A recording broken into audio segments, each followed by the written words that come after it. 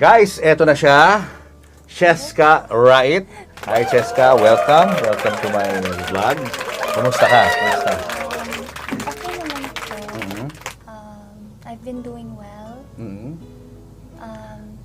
There are a lot of mixed emotions, pero I'm handling it well naman po. Ito bang paglabas mo publicly, was this something na gusto mo talagang gawin? Yes. Bakit? Kasi po, when I was a little kid, I really was interested to singing, dancing, and I really wanted to be an artist po before.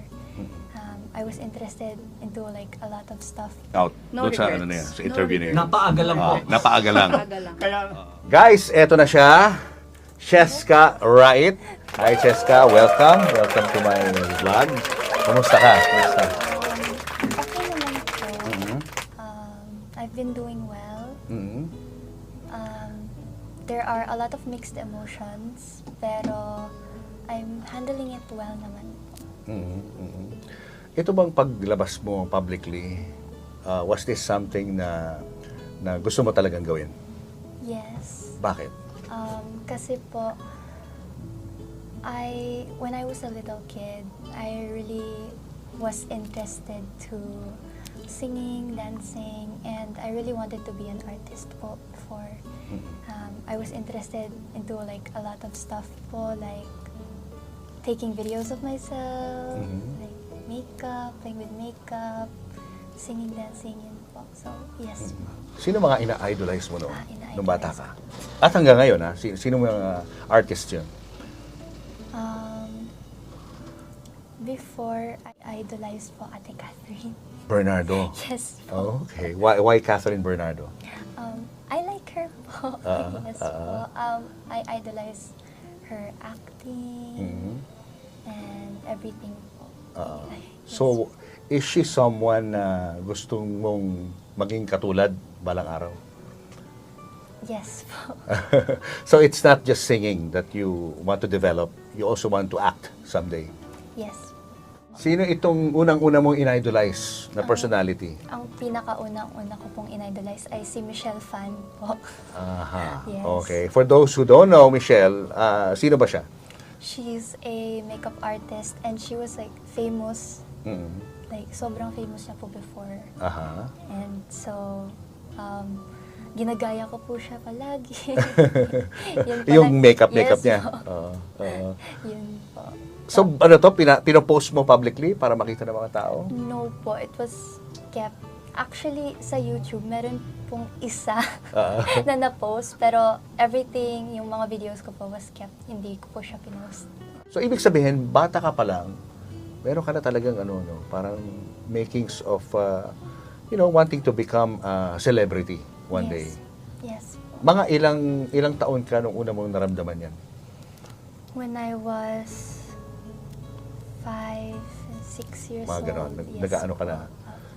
Nag-acting ka rin ba sa bahay? Ganon? Yes po, actually, ang dami ko pong dub smash. Ayan. Yun po, doon po talaga nagsimula. And I Ah. also idolize Ate Main po. Kasi Ay. po, Oo. lagi po siya nagda-dub smash. Napapanood ko po siya.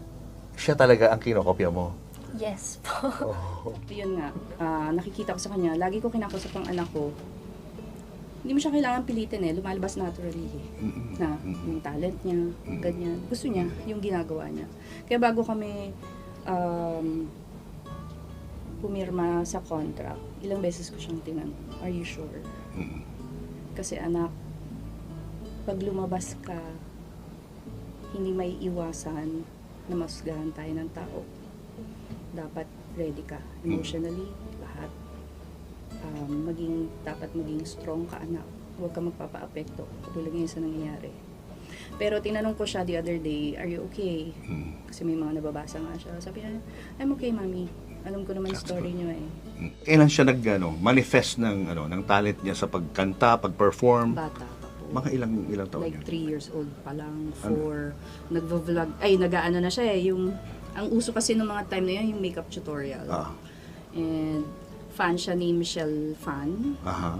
Ginagaya niya ngayon. Ayun. Kunyari, nagme-makeup tutorial siya, ano siya sa camera, ganyan. Noon pa po, at saka yung mga dub smash noon. Oo, Ayan, ang yung dami kina May niya na- Mendoza, yung ginagawa Opo, nila. opo. Oo. Marami yun. Oo. Yun, talagang ang galing niya. Nakita ko na agad. Medyo ano mo na, alam mo na nasa dugo. Opo. Yung pagra-rap, kailan? Siguro, mga ano siya. Nasa Japan kami noon eh. Kasi mami ko nasa Japan. So, pag nag-vacation kami, syempre, maraming time na nasa bahay kami at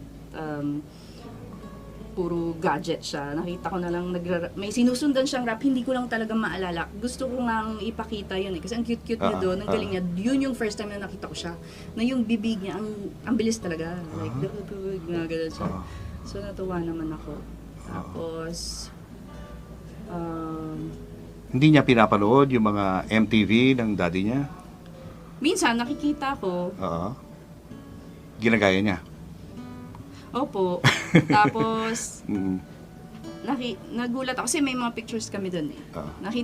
Nagulat na lang ako, meron siya isang box. Mm. Nandun lahat. Pati yung mga dedications, lahat. Yung mga galing sa flowers, mga nasa kanya lahat. Pero nagra-rap ka rin daw. Yes. Kailan ka nag-start mag-rap? Nito lang po. Lately lang. Lately lang po. Sino mga una mong inspiration when it comes to rapping? Sino mga kinokopya mo? Si Papa po. Papa mo.